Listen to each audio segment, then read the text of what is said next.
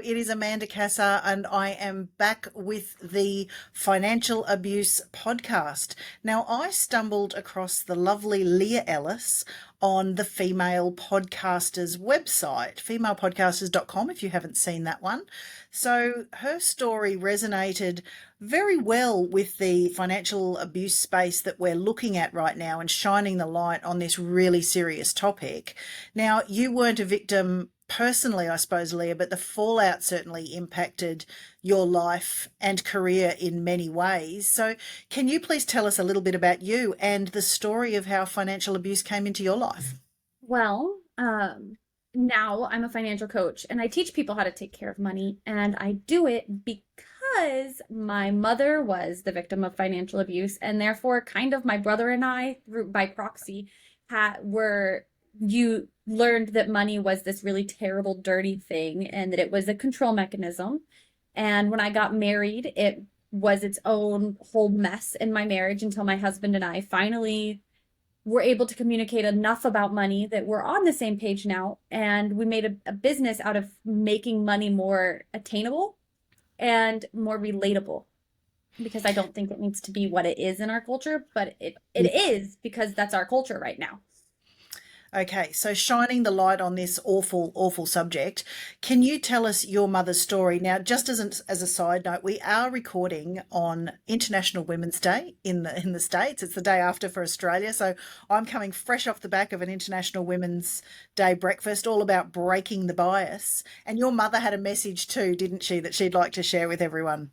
Yes, I told my mom that I was recording her story today, and she told me to make sure that everybody listening knows right off the bat that you do not have to stay a frog in the hot water. It's okay to jump out. If it feels a little warmer than you like, leave. You don't have to wait for it to get hot to jump out. Okay, so let's learn about how your mum became that frog in the boiling pot by the time she left. So She over to was. you, Leah. So my mom was a Navy brat and her parents were divorced, and she had a tumultuous upbringing. And then she had me out of wedlock. The horror. In in the 90s, nonetheless. So then she had me out of wedlock, and she was pretty much told, you're going to be an old maid and you're going to have to fail your daughter because you're never going to be able to get married now. So the first time a guy came along and showed a glimmer of interest, as soon as he proposed, she was like, well, of course, I have no choice. This is the only man who's ever going to ask me. I have to marry him. They had known each other for like 2 months before they got engaged. They had known each other for 7 months by the time they got married. They got married when I was 7 months old. So she jumped from like by herself to suddenly married with a child in roughly 6 months. Wow. And he sold her these beautiful dreams about how he was going to be a pilot. They were going to see the world together. They were going to be able to do anything. And she had had such a rough childhood that everything he said with his silver tongue, just, she hung on every word. Believe the dreams. Well, then he sold the car so she couldn't go to work. So Wow. she had to stay home with me and clean and cook for him because there wasn't a car for her to get a job. And she immediately lost her financial independence. Then he cheated on her.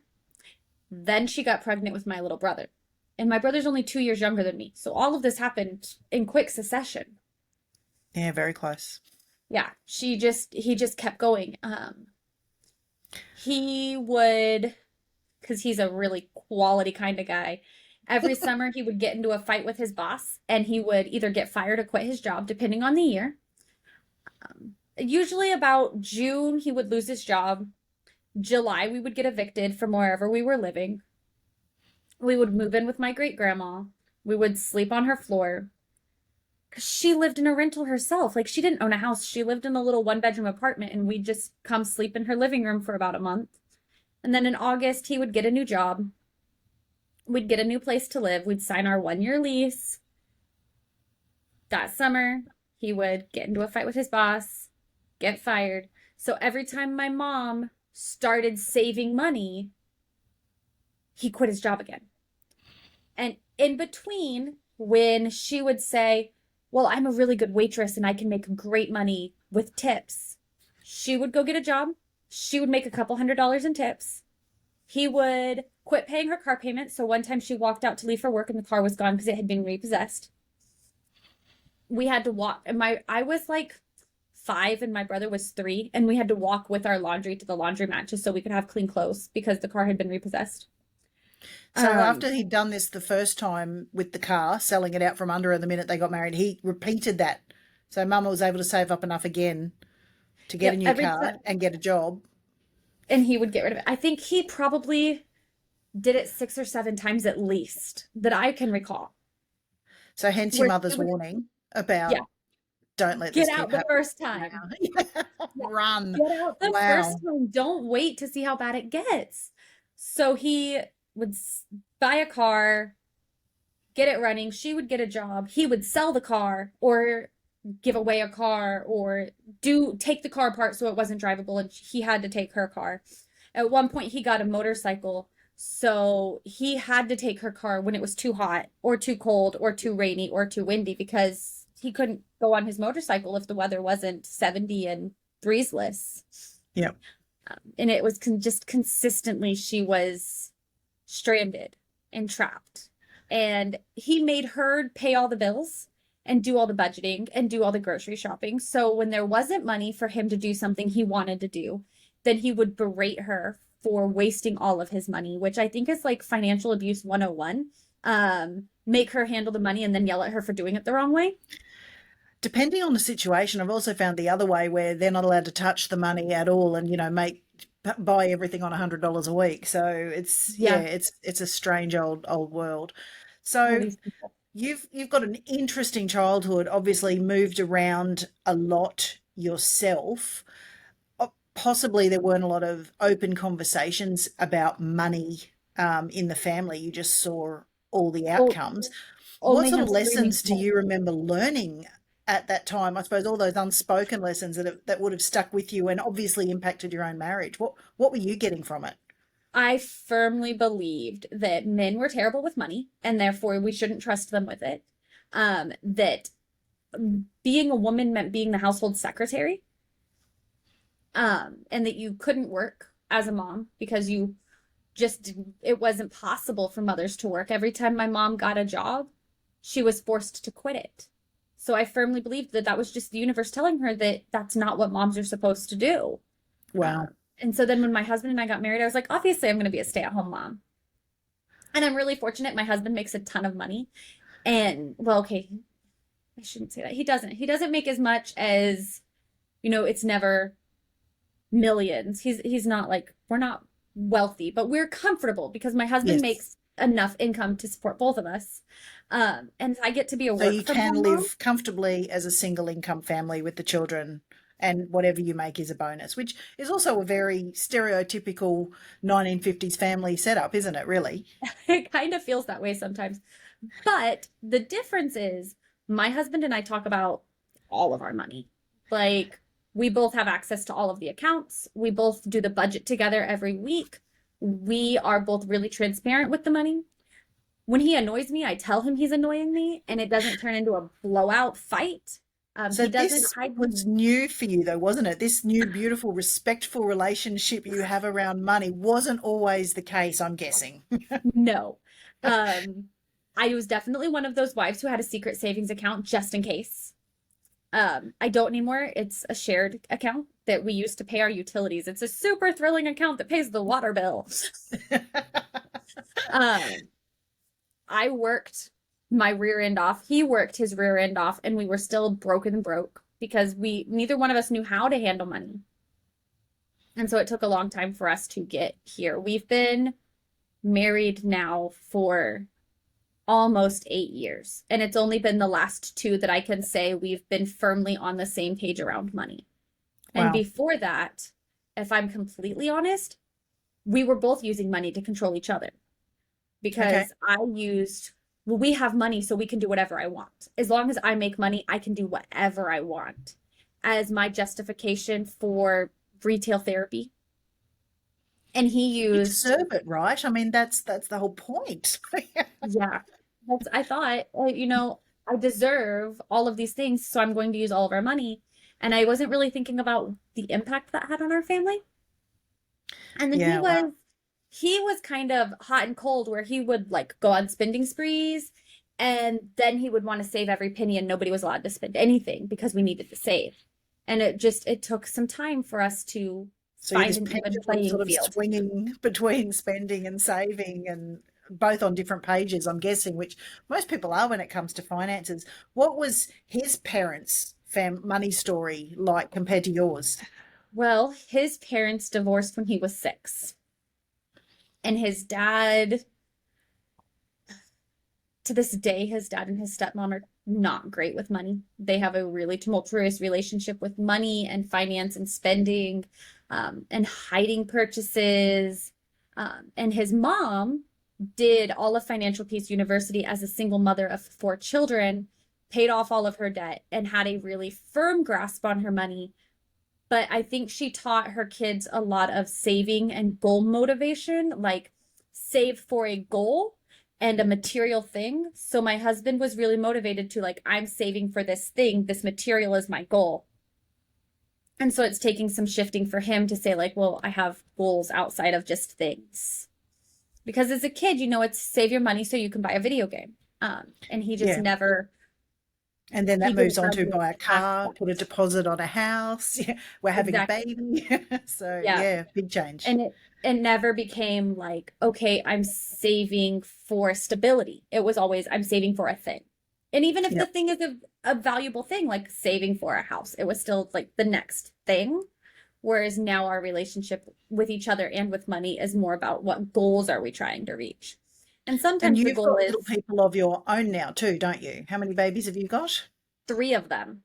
3. My goodness, you have been busy in these last 8 years. Yeah, 3 babies. They are 6, 3, and 7 months. So, with the really randomly and incredibly different backgrounds you've had and this journey you've gone on to have this respectful relationship and become a money coach, are there specific things you'd like to teach your children about money, or lessons that you're incorporating now into their upbringing that you absolutely wish you'd learned back in the day? How to budget, but not just like the simple, like write down your income and write down your bills. How your money is a tool to reach your goals, and the money itself isn't good or bad. It's just a tool to get where you want to go. Yep. And my daughters have, because my son is 7 months, so Yeah, he's bit kind of left early. out right now. But the girls, they have to do budgets for their allowance and they have goals. And they are pretty materialistic at this point because they're 6 and 3. Of But my course. 6-year-old is saving so that her first I car can want be a pink candy. Mazda Miata. No, she's saving for her first car. Yeah, Wow. because she understands that money can have a lasting impact. For me, it was always spend the money as fast as you can before the bills come and it has to go there instead. So she's learning like, yes, there's future motivation instead of just instantaneous gratification. That must Um, be the youngest person I've ever heard of with a really high EQ to be able to do the delayed gratification at if, 6. How old well, are you when you drive in the States? 15, 16? She's got a little way to uh, go. if we live in Kansas when she reaches the age, she will have to be 17 before she can buy her 17, first right. car. But she puts $1 a week into her savings for college and her first car. And she's already said she's going to buy a white Mazda and have them paint it pink. Okay, no, just buying a pink Mazda. You can't get those. So, No, she's like, they don't make pink ones, so I'll buy a okay, white one fair and get enough. it painted. But my Okay. brother, she knows that my brother works on cars, so she's like, Uncle Christopher can paint it for me, it'll be fine. Oh, well, she's got that sorted. Yeah, exactly. She's got it all figured out. So she does. There's definitely times when she's like, how much longer until I can drive my car? But she also knows, like, I'm gonna buy a car. And even more instantaneous, right now she's saving to get her ears pierced. So she has a Okay. short-term savings and a long-term savings. And Oh, she bless. knows that our goal is to get her ears pierced on March 19th if she comes up with another $10. So she's saving, she has a goal, she has a deadline, and she's working on it. Wow, I that's didn't do that as a incredible. kid. Great lessons. Yeah. Don't Yeah. you wish you'd had that lesson when you were 6? Oh, yeah. But when I was 10, my stepdad used our rent money to buy an engagement ring for his like 6th outside of their marriage relationship. So our family, yeah, exactly. So our family, for our groceries, we had a loaf of bread and a 6-pack of collector's edition NASCAR Coca-Cola that fed a family of 4 Wow. because he spent the money, because that was what he did. Whenever something was going on, he would just leave and spend all the money and leave my mom to clean up the mess. And she could never leave because there was never money to leave. And when she did leave, she was left financially in ruin because he had spent every penny. He had wrecked her credit. He had made her think she was crazy. And to be totally honest, she only left because of my daughter. Wow. So that I was going to circle back to Mum's story and ask this frog in the pot for Mum, how long did this go for? So you're talking fairly recently if you're talking about your daughter. Um, they were married in July of 1993, and she left to come here in September of 2015. So a little over 20 years. Wow. And he'd been cheating from within a couple of months, Mm-hmm. ruining financially, like you said, her credit and everything all through the years. And she had just been, he combining narcissistic personality disorder with her upbringing made her this like kind of perfect Perfect target, target. Yeah. because Wow. she just wanted what she never had. Of All course. she wanted was a happy nuclear family. And so she felt that if she worked hard enough, she could make it happen. She just needed to try harder. So every time he cheated, well, if I had tried harder, every time he sold a car, if I had paid more, and she just internalized all of it as her fault. And it wasn't until when I was 5 weeks pregnant, we announced my pregnancy at our going away party because my husband and I moved from Kansas to California, which is across the country. And she told him, I'm going to California to see my first grandchild be born. And he told her, You're not going. And she said, There's nothing that will keep me from that birth. And he told her, If you leave, don't come back.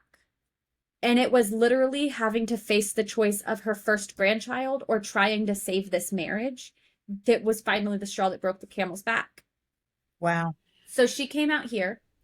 While she was out here, he emptied their bank accounts, so she had no money to get home. So it took roughly 2 months for my husband and I, with our newborn, to save enough money to pay for a bus ticket for her to take a Greyhound bus halfway across the country. It was miserable. The bus broke down twice. It was just an awful experience that she had to go through. And when she got back to her home, he had abandoned it and left her dog with skin conditions and half starved. So then she's dealing with I abandoned my child. I abandoned my dog. I thought that he would take care of them and he didn't. Now I have nothing. My pet is sick. My son feels like I've left him. And she once again internalized it all as her fault.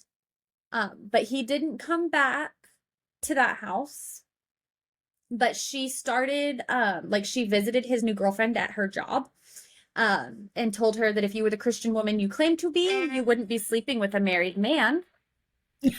How'd that go down?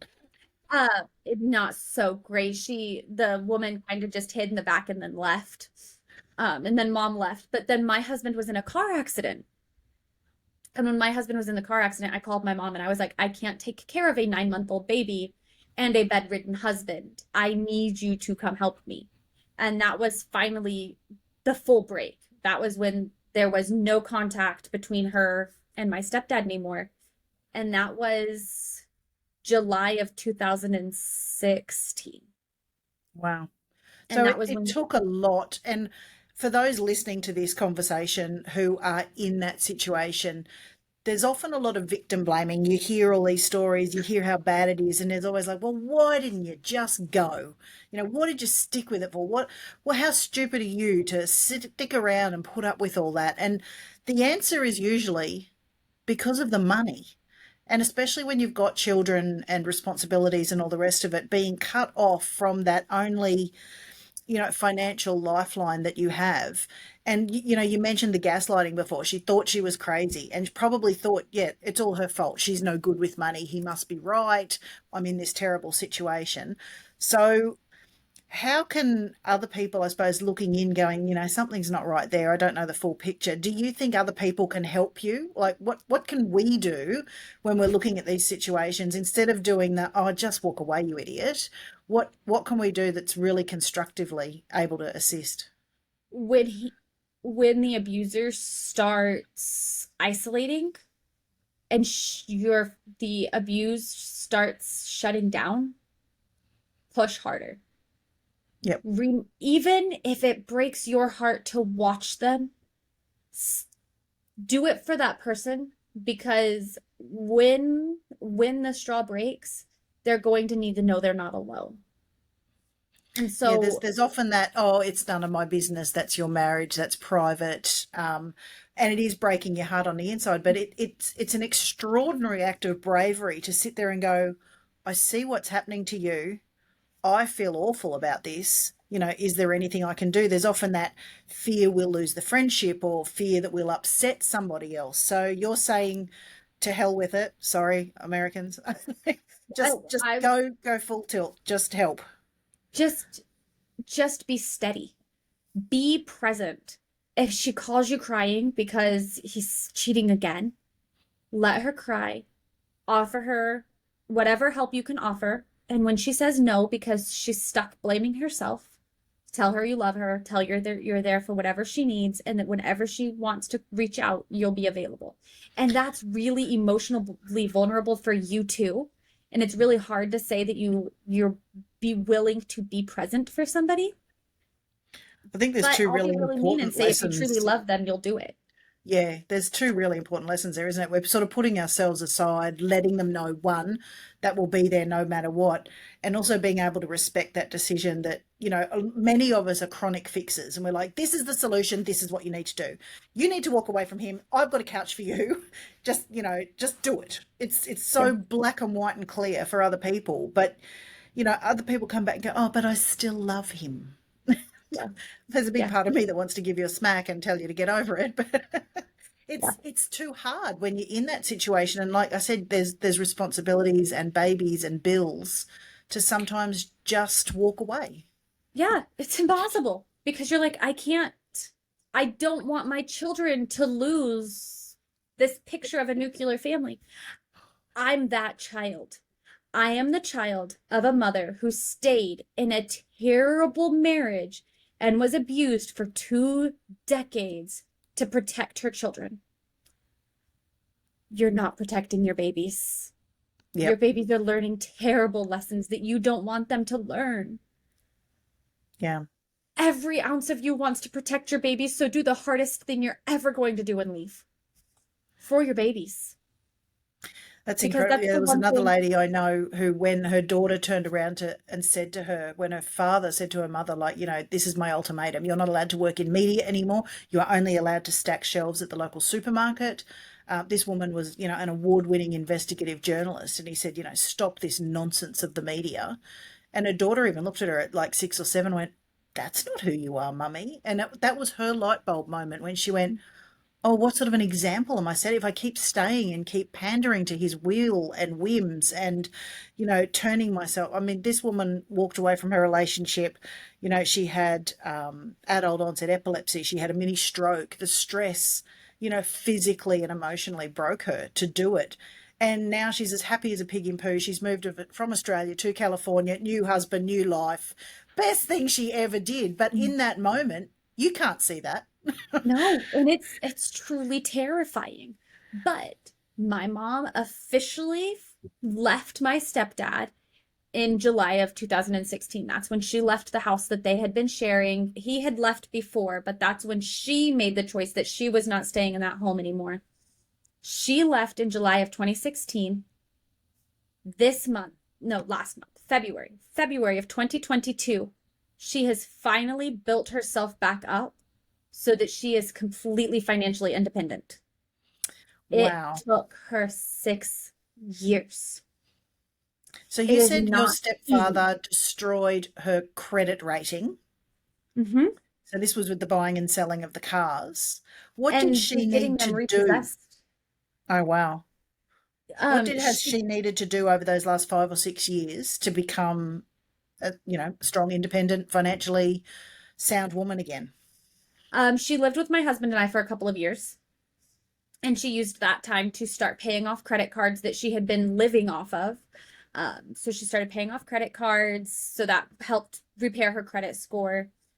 She financed her own car in her own name, and she's made steady, reliable payments. So she's building up her credit there. She couldn't get a house. Like, she couldn't sign a lease. Nobody would rent to her because her credit was so bad. So she got a place to live with my little brother, because my brother's an over the road truck driver. So he's only home one weekend a month. So he was paying the rent and she was paying the utilities, because not only could she not get approved for the house, she couldn't afford the house. And she worked, I think she's had 4 or 5 different jobs, just trying to find a job that had the hours and income that she could survive on. And it has taken this long of building herself back up, paying off credit cards, getting better jobs, that she's finally got that stable footing where now she's making enough money that she can cover the rent and utilities on the house that she shares with my brother. So she doesn't have to feel like her son is offering her charity anymore. Instead, they're in a mutually beneficial arrangement where he has somewhere to sleep when he's home for 2 weeks and somewhere to leave his car. And she has this house that she lives in the rest of the time, and she gets to see her son every month. Beautiful. Oh, I'm so fucking proud of my mom because she has worked her out. Go, Mum. Awesome, awesome. Well, what a tale of woe and overcoming and strength that, both you and your mum have had to show, because it mustn't have been easy for you either, like you said, to crawl your way out of those such ingrained beliefs that you had. I'm sure they impacted quite strangely early in your marriage too. Oh, well, and my dear friend Judy Kane, who I think is one of the sweetest, most magnificent women ever, she wrote a book called Your Four Truths, and it talks about how your subconscious beliefs are ingrained by your 7th birthday. By my 7th birthday, I had spent 6.5 years watching my mom be abused. That was normal to me. So my subconscious still feels like that is normal. And every day I make a conscious effort not to do those things. The things I saw, I choose not to do. But that is part of my brain structure now. Yeah. And I have to not teach that to my children. Well, this is the whole theme for International Women's Day this year, isn't it? Break the bias. Yeah. And it's not something that comes naturally. I mean, all those ingrained beliefs, whether it's racism, sexism, gender bias, that have been ingrained in us since childhood, you look at someone and you make that call in your head based on your own biases that may or may not have any relationship to reality.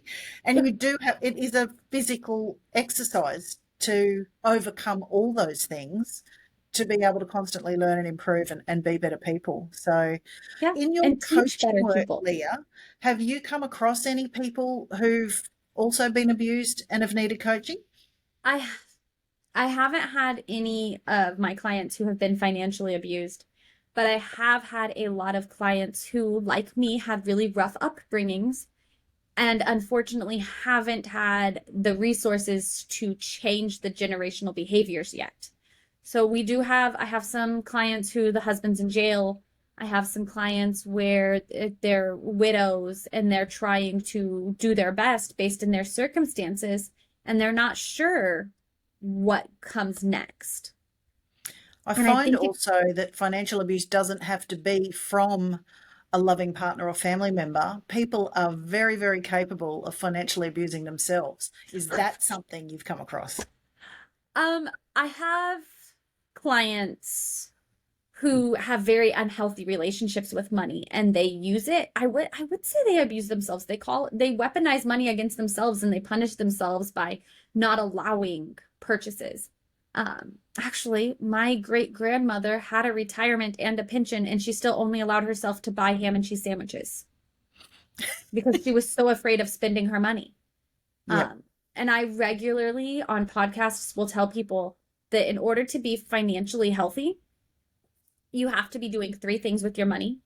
You have to be spending it, you have to be saving it, and you have to be giving some away. And if you're not doing all three, you're not financially healthy.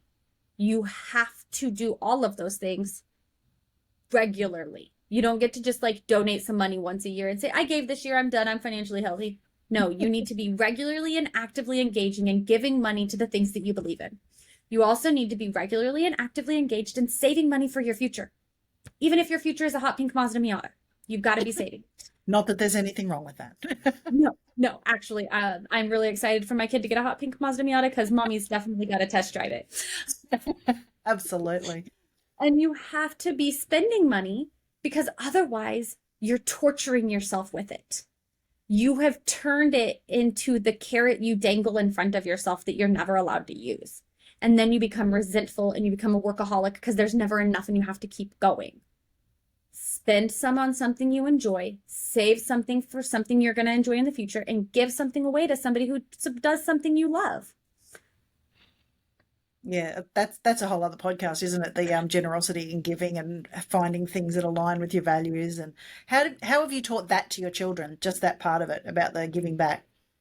Well, one, my oldest daughter is a Girl Scout, and so we work very hard on how to make the world better than when we walk in. Girl Scouts leave everywhere better than they found it, and that means taking care of one another and taking care of the earth and society. My troop is all daisies, which means they are kindergarten and first graders. Transferring that to like ages, they're 5 to 7. They're little girls. They're working on a community service project so that they can make a lasting impact in our community.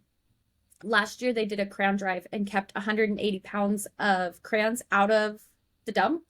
So they created less waste. And the crayons were recycled into crayons that were donated to hospitals for sick children. So they not only prevented waste, but were able to give to other kids. For my daughters, when they do their budget, part of their budget is to make sure they've got something in their give envelope. And we do stuff like right now, my Girl Scouts are doing a diaper drive. We're collecting diapers so that we can donate them to families who don't have them because 1 in 3 American families don't have enough diapers. It's crazy that 33% of Americans can't diaper their infants. So we're going to use the money that we have to buy diapers to give to those people because everybody loves a baby. Go diaper a baby today. Donate diapers to somebody who needs it. I was one of those, hippies. I had cloth nappies. I just love them. Well, it's just the my problem, anti-waste brigade there. well, that's one of the problems here in the States, though, is even the families who can get cloth diapers, one, it's a big investment to go buy enough cloth diapers to survive, to even diaper your baby for a day. Wow. But if you get the diapers, most rentals don't have washer dryer in them. So you have to go to a laundromat. And then when you go to the laundromat, you have to pay to wash the laundry, which is more. And if they can't afford the $8 pack of diapers, they probably can't afford the $3 a day in wash. Jeez. So Incredible. Diaper banks are the best way for us to be able to say, I have money for diapers. Let me help your baby. Because I have a 7-month-old. I promise I understand how many diapers a day you're changing. I am too.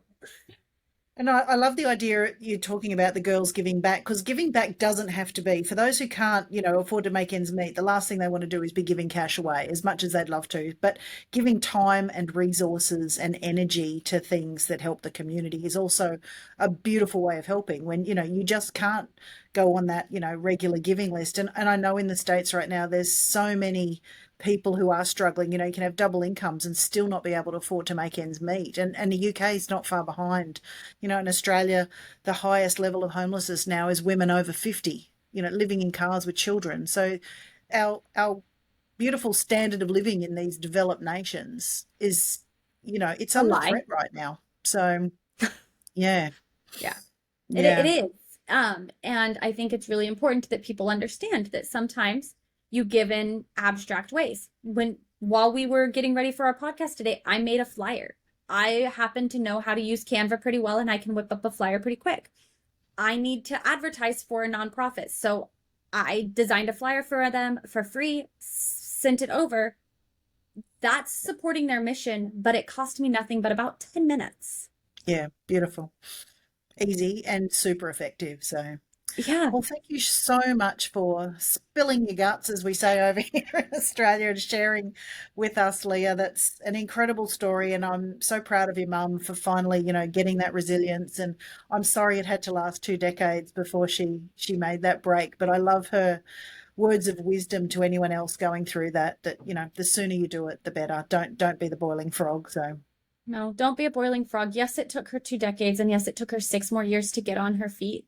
But my mom's so proud of the woman that she is now, and I'm so proud of her. And there is absolutely people in your life who will be proud of you when and if you decide to do the same thing.